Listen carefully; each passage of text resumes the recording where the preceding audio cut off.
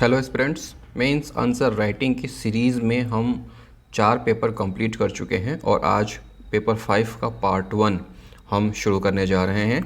Paper 5 का part 1 जो कि आप जानते हैं भारत एवं छत्तीसगढ़ की अर्थव्यवस्था से संबंधित है और ये जो पहला पेपर है ये 75 नंबर का होता है। पहला पोर्शन पेपर 5 का जो पहला पोर्शन है ये 75 नंबर का होता है। इस पेपर में 3 पोर्शन होते हैं। पेपर 5 में पोर्शन 1, पोर्शन 2, पोर्शन 3।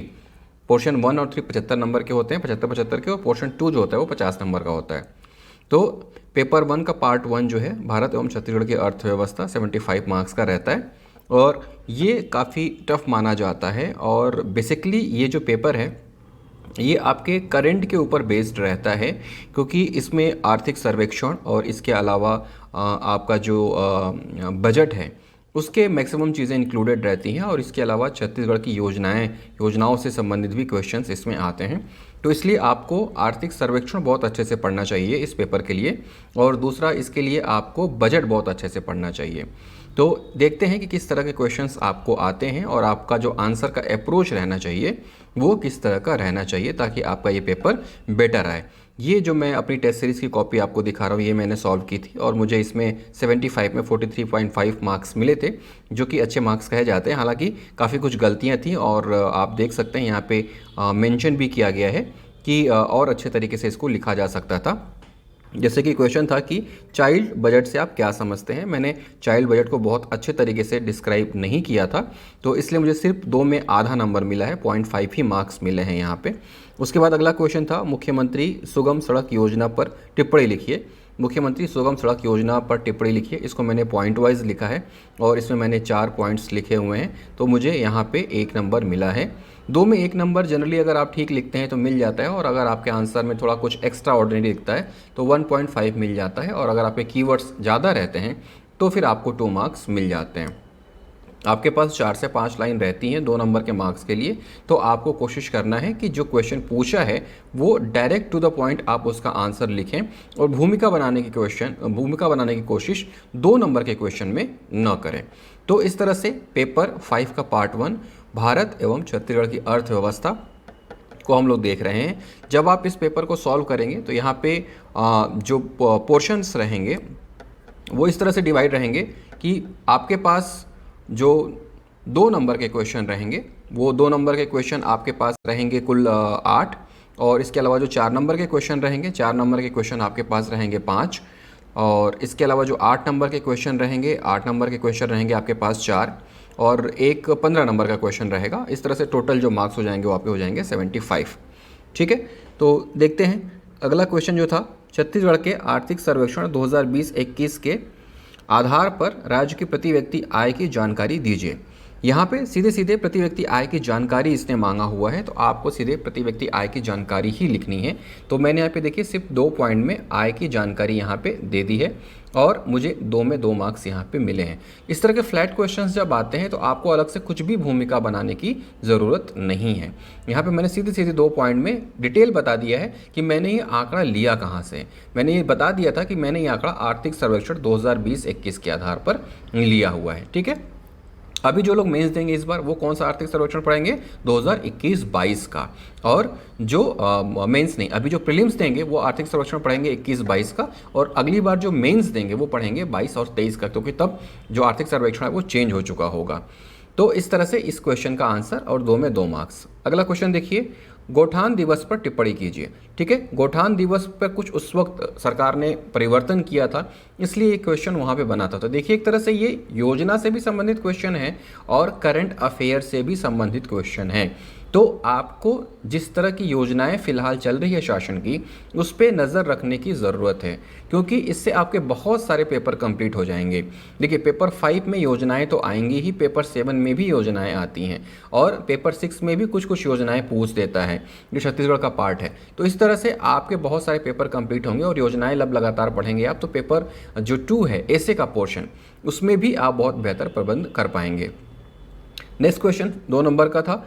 इसमें क्या पूछा था, छत्तीसगढ़ का राज्य निवल घरेलू उत्पाद NSDP और राज्य सकल घरेलू उत्पाद पर टिप्पणी लिखिए। दोनों के बीच में टिप्पणी लिखने को बोला है। यहाँ पे मैंने परिभाषा नहीं लिखी थी, तो यहाँ पे मार्क करके आया था मुझे परिभाषा कहाँ है, और 2 में मुझे 1.5 मार्क्स मिले हुए हैं।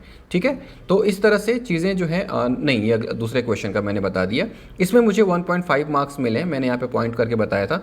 ये जो मैंने परिभाषा नहीं लिखी है वो ये है कि नाबार्ड पर विचार करें। नाबार्ड के बारे में लिखने को बोला था, लेकिन मैंने नाबार्ड की परिभाषा नहीं लिखी थी, नाबार्ड है क्या, इसलिए मुझे यहाँ पे सिर्फ 2 में 1 नंबर मिले हैं। मैंने नाबार्ड के बारे में बताया था, बट एक्चुअल में नाबार्ड क्या है वो नहीं बताया था।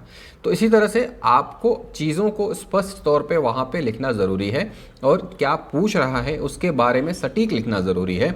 ज़रा सी भी चीज़ें इधर की उधर घूमी तो समझिए कि आपका आंसर भी जो है वो इधर से उधर चला जाएगा, और जो एग्ज़ामिनर है वो फिर जो आंसर के हिसाब से जो नंबर देना रहेगा उसके आंसर में नंबर में कंजूसी आ जाएगी और आपके मार्क्स कम हो जाएंगे। तो इसलिए हमको टू द पॉइंट स्टिक रहना है अपने आंसर पे, और इधर से उधर नहीं होना है। जो पूछा है एग्जैक्टली उसी का आंसर देना है। देखिए नेक्स्ट क्वेश्चन क्या है, बाल श्रम को रोकने के लिए संवैधानिक प्रावधानों का उल्लेख करिए।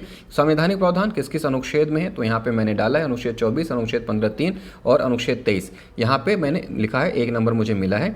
उसके बाद है यहाँ पे वर्तमान धान खरीदी पर टिप्पणी कीजिए। देखिए ये कहीं ना कहीं अर्थव्यवस्था से भी संबंधित है और वर्तमान की जो योजना है उससे भी संबंधित है।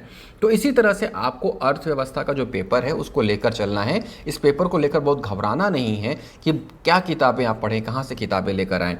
तो जब इस तरह से चीज़ें आप लेकर चलेंगे तो आपका ये जो पोर्शन है बहुत ईजिली कंप्लीट हो जाएगा। आर्थिक सर्वेक्षण, बजट और इसके अलावा करंट अफेयर्स और सरकार की योजनाएं और जो डाटाज हैं करंट में, जैसे कि गोधन न्याय योजना या फिर आपका धान खरीदी या फिर राजीव गांधी न्याय योजना, इनमें जो कुछ भी आंकड़े हैं वो आंकड़े आपको याद रहने चाहिए। उससे ये जो पोर्शन है आपका कंप्लीट हो जाएगा। ठीक है, देखिए अगला क्वेश्चन क्या है, राष्ट्रीय आय एवं प्रति व्यक्ति आय की परिभाषा तथा वृद्धि दर में असमानता के कारण। परिभाषा इसने पूछी है पहले, तो देखिए राष्ट्रीय आय की परिभाषा, उसके बाद प्रति व्यक्ति आय की परिभाषा, और इसमें असमानता के कारण क्या हैं। आप देखा है आपने कि राष्ट्रीय आय जो है अलग रहती है और प्रति व्यक्ति आय जो है अलग रहती है, और इसमें असमानता के कारण क्या है, ये इसने यहाँ पे डेफिनेशन पूछा है। अब ये आप इसका आंसर तभी दे पाएंगे जब आपको राष्ट्रीय आय की परिभाषा और प्रति व्यक्ति आय की परिभाषा पता रहेगी, और आपको ये पता रहेगा कि इन दोनों को निकालते कैसे हैं, तभी आप इसके असमानता को बता पाएंगे। और इसके लिए जब आप एनसीईआरटी पढ़ेंगे कक्षा 9 से लेकर 12वीं तक की, तो राष्ट्रीय आय और प्रति व्यक्ति आय को वहाँ पर बहुत ही अच्छे तरीके से डिफाइन किया गया है, और उसको पढ़ने के बाद अब राष्ट्रीय और प्रति व्यक्ति आय को बहुत अच्छे तरीके से आप याद कर पाएंगे और आप समझ पाएंगे कि ये चीज़ें होती क्या हैं। इसलिए मैं बार बार बोलता रहता हूँ आपको कि आपको एनसीईआरटी पढ़नी चाहिए, ताकि जो बेसिक्स हैं वो एटलीस्ट क्लियर हो जाए, और इस तरह के जब टॉपिक्स या टर्म्स आए तो आपको उसमें कहीं कोई परिभाषा ना आए। देखिए यहाँ पे मैंने दोनों की परिभाषा तो दी ही है, उसके बाद फिर मैंने यहाँ पे एक छोटा सा फॉर्मूला भी बना दिया था कि आखिरकार इसको निकाला कैसे जाता है, और 4 में मुझे यहाँ पे 2.5 मार्क्स मिले, जो अच्छे मार्क्स कहे जा सकते हैं। ठीक है, उसके बाद नेक्स्ट क्वेश्चन, न्यूनतम समर्थन मूल्य से आप क्या समझते हैं, सार्वभौम सार्वजनिक वितरण प्रणाली को समझाइए। 2 अलग अलग क्वेश्चन है, फिर से मैंने आपको बताया जब भी इस तरह के 2 अलग अलग क्वेश्चन पूछे तो आपको उसको बराबर बराबर पोर्शन में बांटना है। यहाँ पे मैंने इसको 2 बराबर बराबर पोर्शन में बांट दिया था, और यहाँ पे 4 में 3 मार्क्स मिले हैं, और गुड का यहाँ पे साइन भी मुझे मिला हुआ है। तो आपको सबसे पहले बताना है न्यूनतम समर्थन मूल्य से आप क्या समझते हैं, और उसके बाद सार्वजनिक सार्वभौमिक वितरण प्रणाली यूनिवर्सल पीडीएस को समझाइए। दोनों चीज़ों को आपको यहाँ पे क्लब करना है। अब यहाँ पे देखिए मैंने यहाँ पे डाटाज भी इंक्लूड किए जो उस वक्त डाटा थे। 65 लाख परिवार वहाँ पे थे, उनको भी मैंने यहाँ पे इंक्लूड किया है। ठीक है, किस कार्डधारी को कितने रुपए किलो चावल जाता है तो वो भी मैंने यहाँ पे डाला है, किसको निःशुल्क मिलता है वो भी मैंने डाला है। इस तरह से मैंने यहाँ पे चीज़ों को डाला है और 4 में 3 नंबर मिले हैं। तो आपको जब चीज़ों की जानकारी रहेगी, आप बार बार उसको रिवाइज करेंगे, रिकॉल करेंगे, तो ये सब फैक्ट्स आपको याद रहेंगे और आप बेहतर तरीके से इसको देख पाएंगे और डाल पाएंगे। और आप देखिए मैक्सिमम आंसर्स मैंने पॉइंट्स में ही डाले हैं, क्योंकि पॉइंट्स में लिखने का फ़ायदा ये होता है कि आप ज़्यादा से ज़्यादा आंसर और ज़्यादा से ज़्यादा कीवर्ड्स आप अपने आंसर में डाल पाते हैं। ठीक है, नेक्स्ट क्वेश्चन देखते हैं, भारत में बेरोजगारी का स्वरूप एवं उसके पलायन के कारण। ठीक है, तो इस तरह से आप देखिए कि क्या इस तरह क्यों पलायन होता है और बेरोजगारी का जो स्वरूप है वो क्या है। फिर उसके बाद यहाँ पे आपको आंसर लिखना है। ठीक है, भारत में रोजगार की प्रचुर उपलब्धता है, इस तरह से मैंने इसकी शुरुआत की थी। बेरोजगारी किस प्रकार की है, संरचनात्मक बेरोजगारी है। ठीक है, यहाँ पे मैंने डाला, देखिए जो मेन पॉइंट्स हैं मैंने वहाँ उसको अंडरलाइन भी किया गया है। और इसके अलावा प्रच्छन्न बेरोजगारी भी पाई जाती है, क्योंकि कृषि में जो है प्रच्छन्न बेरोजगारी पाई जाती है। फिर यहाँ पे बराबर पोर्शन में मैंने लिख के यहाँ पे पलायन के कारण अलग से हेडिंग डाला है, और फिर उसको बराबर पोर्शन में मैंने पलायन के कारण लिखा हुआ है। देखिए, गांव से बाहर का पलायन, गांव से गांव का पलायन, शहर से गांव का पलायन और शहर से शहर का पलायन। तो इस तरह से जो देखिए वर्तमान में उस वक्त क्या चल रहा था, कोविड-19 के कारण पलायन चल रहा था, तो मैंने करंट की चीज़ों को भी अपने आंसर्स में पुट किया है। आप पूछते रहते हैं कि करंट को अपने आंसर्स में कैसे डाला जाता है, तो यही वो चीज़ें हैं कि जो कुछ चीज़ें करंट में चल रही हैं, वर्तमान में चल रही हैं, आपको अगर लगता है कि आपसे क्वेश्चन कुछ उसी प्रकार का पूछा गया है तो आप उसको अपने आंसर में डाल सकते हैं। यहाँ पे अर्थव्यवस्था में पलायन पूछा गया था, लेकिन मैंने उसमें कोविड-19 और वर्तमान में जो चीज़ चल रही है उसको यहाँ पे अपने आंसर में डाल के ये दिखा दिया है कि वर्तमान की चीज़ों को जानकारी मुझे है और मैं इससे कोरिलेट कर सकता हूँ। तो इस तरह से आप भी अपने क्वेश्चंस को कोरिलेट करके अपने आंसर को इन्हांस कर सकते हैं। और यहाँ पे 4 में 2.5 नंबर मिले हैं। 50% से एवब जो भी मार्क्स आते हैं वो मार्क्स अच्छे कहलाते हैं, और जब भी आप देखेंगे जितने भी टॉपर्स हैं उनके स्कोर्स हैं तो अमूमन 60% के आसपास में जो टॉपर्स हैं वो अच्छे पोस्ट पा जाते हैं। तो आप भी कोशिश करिए कि आपका जो ऑन एन एवरेज मार्क्स है वो 60% के आसपास रहना चाहिए, ठीक है। इससे आप बेटर परफॉर्म कर पाएंगे। इसके बाद नेक्स्ट क्वेश्चन देखते हैं। आर्थिक सर्वेक्षण से सीधे क्वेश्चन उठा के पूछ दिया है। कृषि उद्योग सेवा क्षेत्र के स्थिर भाव पर इसने पूछा हुआ है योगदान, ठीक है, और कृषि क्षेत्र में सहकारिता पर टिप्पणी। योगदान पूछा है और कृषि क्षेत्र में सहकारिता पर टिप्पणी पूछी है। इसमें मैंने देखिए कृषि क्षेत्र में सहकारिता पर जो टिप्पणी पूछी है, यहाँ पे मैंने एक छोटा सा डायग्राम बना दिया है और ये बताया है कि सहकारिता के क्षेत्र में काम कैसे किया जाता है, सहकारी संरचना कैसे होती है। सबसे ऊपर अपेक्स, उसके बीच में जिला और सबसे नीचे प्राथमिक सहकारी संस्था। तो यहाँ पे मैंने एक छोटे से फ्लो चार्ट के माध्यम से ये बता दिया कि सहकारिता के वितरण के बारे में मुझे जानकारी है। और इसके अलावा यहाँ पे मैंने जो डाटास थे, ठीक है, वो मैंने बता दिया है। कृषि में क्या था, उद्योग में क्या है और सेवा क्षेत्र में क्या है। तो इस तरह से मैंने आर्थिक सर्वेक्षण के अकॉर्डिंग तीनों का योगदान भी बता दिया, और उसके बाद यहाँ मैंने पूरा डिनोट कर दिया कि किस तरह से कृषि क्षेत्र में सहकारिता काम कर रही है। तो यहाँ पे इस तरह से मैंने अपने आंसर को जो है वो बांटा है। ये बहुत क्विक डिसीजन लेना पड़ता है आपको एग्जामिनेशन हॉल में, इसीलिए टेस्ट सीरीज ज्वाइन करना बहुत ज़रूरी है ताकि इस तरह के क्वेश्चंस के डिसीजंस लेने की आपको आदत हो जाए और आपको पता रहे कि कैसे इस आंसर का जवाब आपको कैसे देना है। अगर आप टेस्ट सीरीज ज्वाइन नहीं करते हैं और सीधे एग्जामिनेशन हॉल में बैठते हैं तो वहाँ पे आपके पास एक्सपेरिमेंट करने का चांस नहीं रहता, और वैसे में आप जो है कहीं ना कहीं थोड़ी सी कमी महसूस करते हैं अपने अंदर और आपके मार्क्स कम आ जाते हैं। नेक्स्ट क्वेश्चन देखते हैं। छत्तीसगढ़ साक्षरता दर 28 जिलों के लिखकर SC ST OBC में रोजगार वितरण की समस्या बताइए। अब यहाँ पे देखिए उसने क्या किया है कि साक्षरता दर पूछा है। अब इतना साक्षरता दर पूरे जिलों के तो पता नहीं रहेंगे, लेकिन ये पता रहता था उस वक्त पढ़ने के हिसाब से कि सर्वाधिक किसका है, न्यूनतम कैसा है। तो यहाँ पे मैंने देखिए साक्षरता वितरण का एक फ्लो चार्ट बनाया है, और ये फ्लो चार्ट मैंने यहाँ पे अलग से बना दिया है, और छत्तीसगढ़ दे दिया है, पुरुष महिला दे दिया है, उसके बाद सर्वाधिक किसका है, न्यूनतम किसका है, उसके बाद आपका ST साक्षरता और ST साक्षरता में पुरुष और महिला, उसके बाद ST में न्यूनतम किसका और अधिकतम कैसा। तो ऐसे मैंने साक्षरता का वितरण कर दिया है, और यहाँ पे मैंने ये बता दिया है कि रोजगार वितरण क्या है। हालांकि 4 में 2 ही नंबर मिले हैं, फिर भी मैंने फ्लो चार्ट बना के चीज़ों को वहाँ पे एक्सप्रेस करने की एक कोशिश की है। तो जिस चीज़ का आंसर बहुत अच्छे तरीके से नहीं भी पता उसको भी मैंने बताने की कोशिश की, तो एटलीस्ट 4 में 2 नंबर मिले।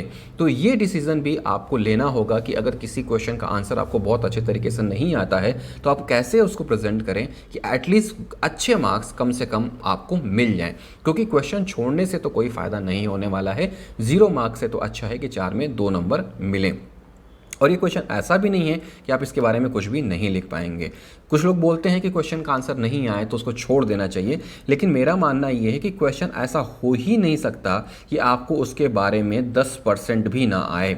आपने इतनी तैयारी करी होती है, इतना पढ़ा होता है कि एटलीस्ट 10% तो आप उसके बारे में जानते ही हैं। तो ऐसे में तो क्वेश्चन छोड़ने का सवाल ही नहीं उठता है। और अगर वो 8 नंबर का क्वेश्चन है और उसमें 2 नंबर भी आपको मिल जाते हैं तो वो 2 नंबर मेरिट में आपको बहुत ऊपर लेके जाता है, याद रखिएगा, ठीक है। नेक्स्ट देखते हैं। भारत में बैंकों के निरंतर बढ़ते घाटे का मुख्य कारण क्या है। ये एक पोर्शन हो गया। फिर बैंकों का पुनर्पूंजीकरण इसे बचाने में कहाँ तक लाभदायक होगा, सहायक होगा। ये उस वक्त का करंट का पोर्शन था, पुनर्पूंजीकरण की बातचीत चल रही थी भारत सरकार के द्वारा, इसलिए ये क्वेश्चन आया था। तो अब दो क्वेश्चन है कि घाटे का प्रमुख कारण क्या है, क्यों जो बड़े बैंक हैं वो घाटे में जा रहे हैं, और क्यों जो पुनर्पूंजीकरण है, बैंकों को फिर से जो सरकार पैसे दे रही है, वो कहाँ तक सहायक होगा, ये क्वेश्चन था। तो हम लगातार चीज़ों को जब पढ़ते रहते हैं, न्यूज़ देखते रहते हैं, डिबेट्स देखते रहते हैं, तो ये सारी चीज़ें हमको पता रहती हैं। अब देखिए यहाँ पे घाटे का जो कारण है, यहाँ पे मैंने एक फ्लो चार्ट बना के बता दिया है। घाटे का कारण क्या है, क्रोनिक कैपिटलिज्म, ठीक है, ऋण वितरण में असमानता, ऋणों के उपयोग में लापरवाही, बढ़ता हुआ एनपीए और एनपीए की वसूली न हो पाना ही घाटे का कारण है। अब उसके बाद यहाँ पे बैंकों के पुनर्पूंजीकरण से क्या होता है, कुछ समय के लिए राहत मिल जाती है, लेकिन कुछ समय बाद बैंकों के संचालन में फिर से पूंजी की कमी हो जाती है। मेरे पास कुछ डाटा थे, वो भी मैंने डाला है। पिछले 3 वित्तीय वर्षों में भारत सरकार का लगभग 2000 करोड़ बैंकों में पुनर्पूंजीकरण कर चुका है, ठीक है। इससे लाभ नहीं होता देख अब निजीकरण की बात की जा रही है, क्योंकि लगातार बातचीत की जा रही थी बैंकों के निजीकरण की। तो ये सारे फैक्ट्स मेरे पास कहाँ से आए, ये मैंने कुछ अलग से नहीं पढ़ा, ये मैंने करंट अफेयर्स की चीज़ों को पढ़ते हुए उसमें कुछ और चीज़ें इनपुट कर दी थी, और वो करंट अफेयर की चीज़ें यहाँ मेरे आंसर्स में आ गई। अब आप सोचेंगे कि कुछ इस तरह के आंसर्स आपको किसी पर्टिकुलर किताब में मिले, तो ऐसे क्वेश्चन और ऐसे आंसर्स तो आपको किताब में नहीं मिलेंगे। इसके लिए आपको खुद से तैयारी करनी पड़ेगी, और आप अपने दिमाग को खोल के रखना पड़ेगा कि करंट अफेयर की चीज़ें भी कैसे इकोनॉमिक्स के पेपर में क्वेश्चन का रूप लेकर आ सकती हैं, और आपको कैसे अपने करंट अफेयर्स की तैयारियों को इस इकोनॉमिक्स के पेपर में आंसर्स के रूप में लिखना पड़ सकता है। जो कुछ भी भारत में हो रहा है, चाहे वो पेट्रोल की बढ़ती कीमतें हों, चाहे वो एनपीए हो, चाहे वो आयात हो, चाहे वो निर्यात हो, किसी भी चीज़ से रिलेटेड क्वेश्चंस इकोनॉमिक्स के पेपर में आ सकते हैं। इसीलिए आपको ऐसे पेपर्स, इस पेपर्स में ऐसे मामलों पे खास तौर पे ध्यान देना पड़ेगा, पेपर्स और न्यूज़ को ध्यान से देखना होगा। नेक्स्ट क्वेश्चन देखते हैं। पूछा है मनरेगा पर चर्चा कीजिए। अब मनरेगा पर क्वेश्चन यहाँ पर इसलिए आया था क्योंकि उस वक्त कोविड का दौर चल रहा था, और कोविड के दौर में सब लोग वापस अपने घरों में लौट रहे थे, तो रोज़गार की समस्या आ गई थी और लोगों को रोज़गार देना एक बड़ी चुनौती हो गई थी। इसलिए राज्यों में मनरेगा पे ज़्यादा से ज़्यादा रोज़गार दिए जा रहे थे, और ये आपको याद होगा कि छत्तीसगढ़ उस वक्त रोज़गार देने में अव्वल था मनरेगा में, इसीलिए यहाँ पे मनरेगा से संबंधित क्वेश्चन भी आया हुआ था। तो ये भी एक तरह से आप देखेंगे तो करंट से ही रिलेटेड चीज़ें थी, और उसी से रिलेटेड चीज़ों को फिर क्वेश्चन पूछ दिया था। तो आप देखेंगे कि मैक्सिमम चीज़ें जो इकोनॉमिक्स के पेपर में आ रही हैं वो करंट अफेयर से ही जुड़ी हुई हैं, और वर्तमान में जो कुछ चल रहा है उसी से जुड़ा हुआ है। अब यहाँ पे देखिए मनरेगा के लाभ के बारे में मैंने यहाँ पे एक छोटा सा फ्लो चार्ट डायग्राम बना के बता दिया है, और यहाँ पे कुछ चीज़ों को मैंने बताया। हालांकि वर्तमान आंकड़े में कुछ डालना भूल गया था, तो उसके बारे में यहाँ पे मुझे टिप्पणी बताई गई है कि यहाँ पे वर्तमान आंकड़े भी डालने हैं, और मार्क्स भी थोड़े कम ही मिले हैं यहाँ पे, क्योंकि चीज़ें शायद बहुत अच्छे तरीके से मैं यहाँ पे नहीं बता पाया था। तो लेकिन ये है कि आपको इन सारी चीज़ों से इस तरह से अपडेट रहना है।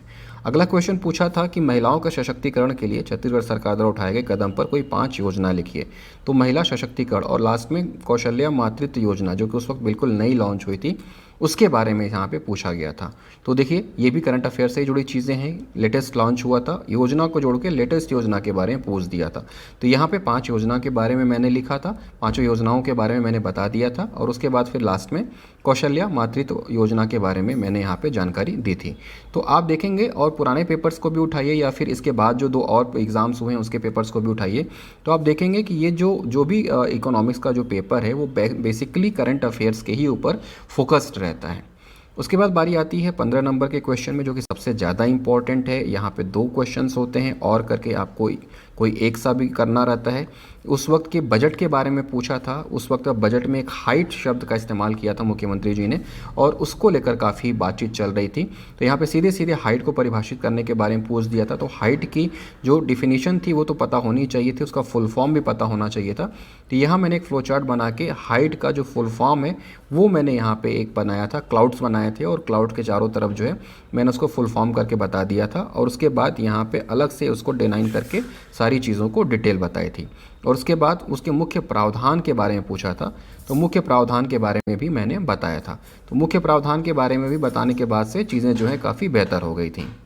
तो इस तरह से चीज़ें बेहतर हो गई थी और आप देखेंगे यहाँ पे 10 मार्क्स मिले थे, जो कि 15 में 10 काफ़ी अच्छे होते हैं। और इस तरह से ये जो 10 मार्क्स है आप भी ला सकते हैं अगर आप इस तरह से फ्लो चार्ट और डायग्राम का इस्तेमाल अपने कॉपी में करें तो इस तरह के डायग्राम्स वगैरह का इस्तेमाल करिए ताकि आपको भी बेहतर से बेहतर मार्क्स मिल सके। और कोशिश करिए कि करंट्स के ज़्यादा से ज़्यादा पोर्शंस को आप इसमें इनपुट डाल सकें। लास्ट में एक चीज़ और, आप लोगों ने जिन्होंने भी अभी तक टेलीग्राम चैनल ज्वाइन नहीं किया है वो टेलीग्राम चैनल ज़रूर ज्वाइन कर लें। अभी तक 4000 से अधिक एक्सपीरियंट्स टेलीग्राम में ज्वाइन कर चुके हैं और करंट अफेयर से जुड़ी चीज़ें या फिर इकोनॉमिक्स से जुड़ी चीज़ें जो भी आपके एग्ज़ाम में आने की संभावनाएं रहती हैं, चाहे वो प्रीलिम्स की हों चाहे वो मेंस की हों, मैं इसमें लगातार अपडेट करता रहता हूं ताकि ज़्यादा से ज़्यादा चीज़ें आप वहां से उठा सकें और आपके एग्ज़ाम के लिए वो प्रॉफिटेबल हों, तो आपकी तैयारियां लगातार चलती रहें। तो जिन्होंने भी टेलीग्राम चैनल ज्वाइन नहीं किया है वो नीचे डिस्क्रिप्शन बॉक्स में लिंक पे जाकर डायरेक्ट क्लिक कर सकते हैं या ऊपर जो एडीजे एस्पिरेंट है उस पर सर्च करके आप ज्वाइन कर सकते हैं। तो उम्मीद करता हूँ ये पेपर 5 का पार्ट 1 इकोनॉमिक्स का जो पोर्शन है ये आपको पता चल गया होगा कि आंसर्स कैसे लिखने हैं और क्वेश्चंस किस तरह के रहते हैं, क्वेश्चंस का अप्रोच क्या रहता है। काफ़ी टफ माना जाता है लेकिन ऐसा है नहीं। जब आप चीज़ों को बेहतर तरीके से देखने लगेंगे तो आपको समझ में आ जाएगा कि चीज़ें थोड़ी सी आसान हो जाएंगी अगर आप फोकस करना स्टार्ट कर दें तो, और करंट अफेयर्स को अगर आप इस पेपर में इनपुट करना स्टार्ट कर दें तो उम्मीद करता हूँ इससे कुछ सीखेंगे और आप आने वाले समय में इस पेपर को और बेहतर तरीके से कर पाएंगे। ठीक है, पेपर 5 का पार्ट 2 लेके जल्दी ही आपके पास आऊँगा।